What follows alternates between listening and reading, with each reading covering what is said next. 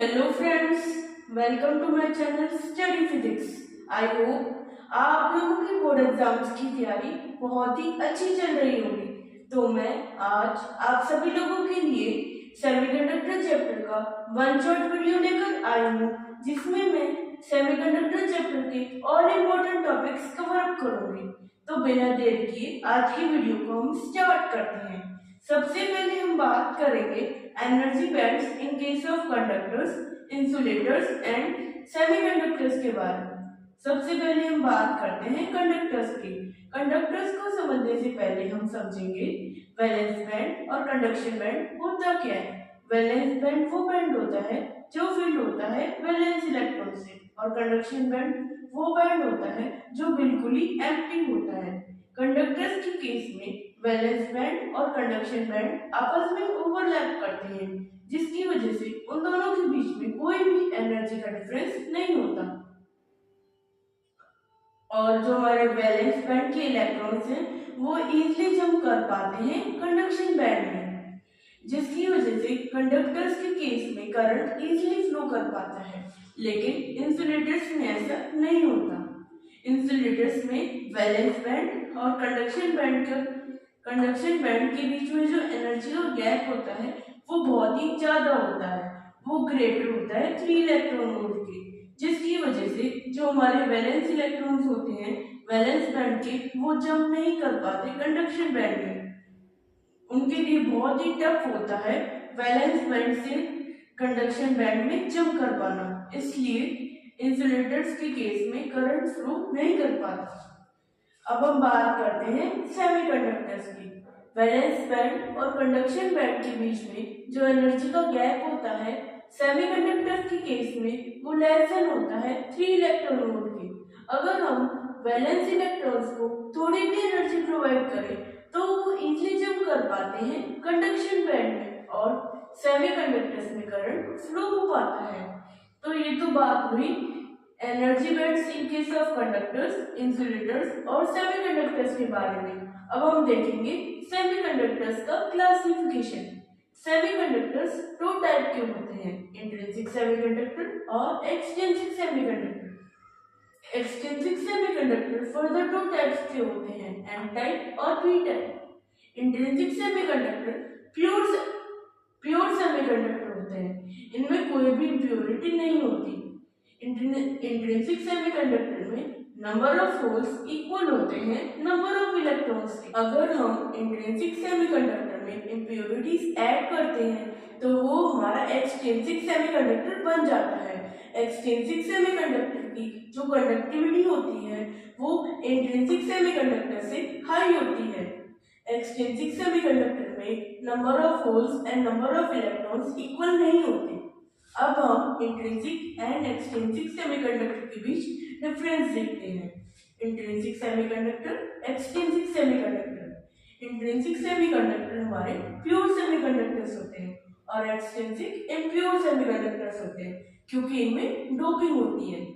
Intrinsic semiconductor की जो conductivity होती है वो लो होती है और एक्सट्रिंसिक की हाई होती है। इंट्रिंसिक सेमीकंडक्टर के केस में जो कंडक्टिविटी होती है वो डिपेंड करती है टेम्परेचर पे, और एक्सट्रिंसिक सेमीकंडक्टर्स में कंडक्टिविटी डिपेंड करती है टेम्परेचर पे एज वेल एज डोपिंग पे। इंट्रिंसिक सेमीकंडक्टर के केस में number of holes and number of electrons equal होते हैं। एक्सट्रिंसिक के केस में number of holes and number of electrons equal नहीं होते। देखो, extrinsic semiconductors are of two types. First is p-type and second is n-type. सबसे पहले हम बात करते हैं p-type semiconductors की। देखो, p-type semiconductors में p stands for positive। देखो, p-type semiconductors में हम ट्राइवेलेंट impurities like एल्यूमिनियम को ऐड करते हैं प्योर सेमीकंडक्टर्स में लाइक सिलिकॉन।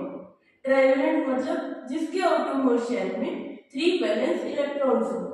देखो, यहाँ पर हम केस लेते हैं एल्यूमिनियम का। एल्यूमिनियम के आउटरमोस्ट शेल में 3 वैलेंस इलेक्ट्रॉन्स होते हैं, तो वो अपने 3 वैलेंस इलेक्ट्रॉन्स को अपने नेबरिंग एटम्स के साथ शेयर करता है और कोवलेंट बॉन्ड बनाता है।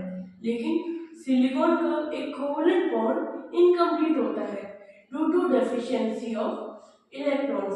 इसी डेफिशिएंसी की वजह से एक होल क्रिएट होता है सिलिकॉन स्ट्रक्चर में। पी टाइप सेमीकंडक्टर्स को हम एक्सेप्टेड एटम्स भी कहते हैं, क्योंकि यहाँ पर डेफिशिएंसी होती है इलेक्ट्रॉन्स की, तो वो एक इलेक्ट्रॉन्स को एक्सेप्ट करता है अपने नेबरिंग एटम से। पी टाइप सेमीकंडक्टर्स में मेजॉरिटी चार्ज कैरियर्स हमारे होल्स होते हैं और माइनॉरिटी चार्ज कैरियर्स इलेक्ट्रॉन्स होते हैं। अब हम बात करते हैं एन टाइप सेमीकंडक्टर की। एन टाइप सेमीकंडक्टर में एन स्टैंड्स फॉर नेगेटिव। देखो, एन टाइप सेमीकंडक्टर्स में हम पेंटावलेंट इम्प्योरिटीज को ऐड करते हैं सिलिकॉन में। पेंटावलेंट मतलब जिसके आउटरमोस्ट शेल में 5 इलेक्ट्रॉन्स हो।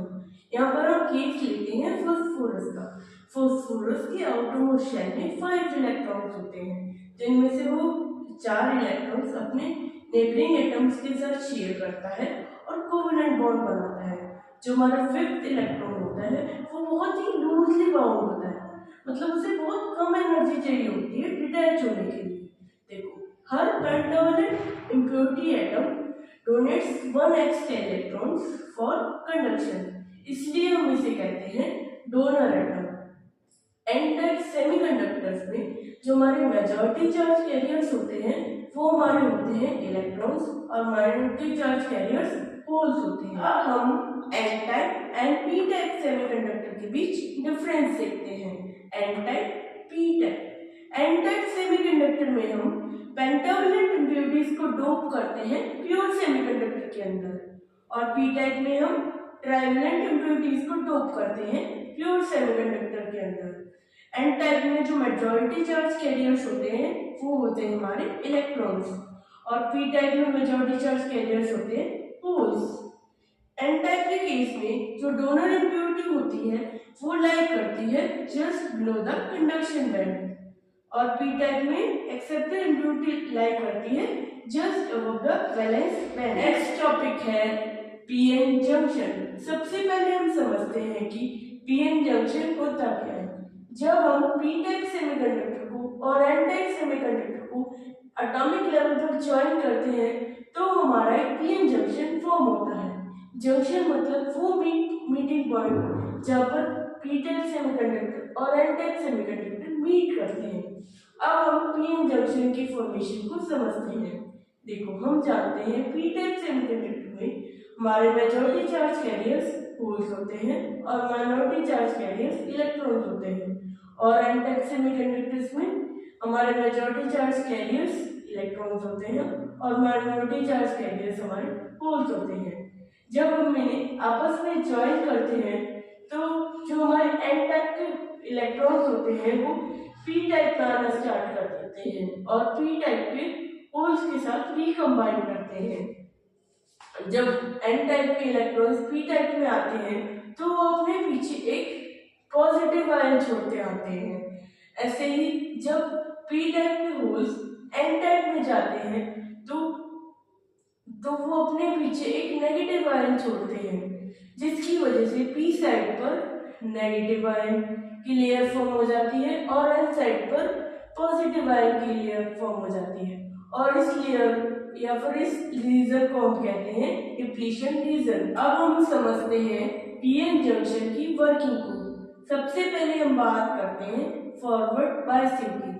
जब हमारा P side positive terminal of battery से कनेक्टेड हो और एन साइड नेगेटिव टर्मिनल से कनेक्टेड हो तो हम कहते हैं कि हमारा पीएन जंक्शन फॉरवर्ड बायस्ड है। इस केस में डिप्लीशन रीजन बहुत ही नैरो होता है, मतलब बहुत ही पतला होता है। अब हम बात करते हैं रिवर्स बायसिंग की। जब हमारा पी साइड नेगेटिव टर्मिनल से कनेक्टेड हो और N side positive terminal of battery से कनेक्टेड हो तब हम कहते हैं कि हमारा पीएन जंक्शन रिवर्स बायस है। इस केस में डिप्लीशन रीजन बहुत ही वाइड होता है, मतलब बहुत ही थिक होता है। तो that's all for today's class. अगर आपको आज का ये वीडियो अच्छा लगा हो तो प्लीज लाइक करें, कमेंट करें और चैनल को सब्सक्राइब करना बिल्कुल मत भूलना। तो मिलते हैं नेक्स्ट वीडियो में, तब तक के लिए टेक केयर।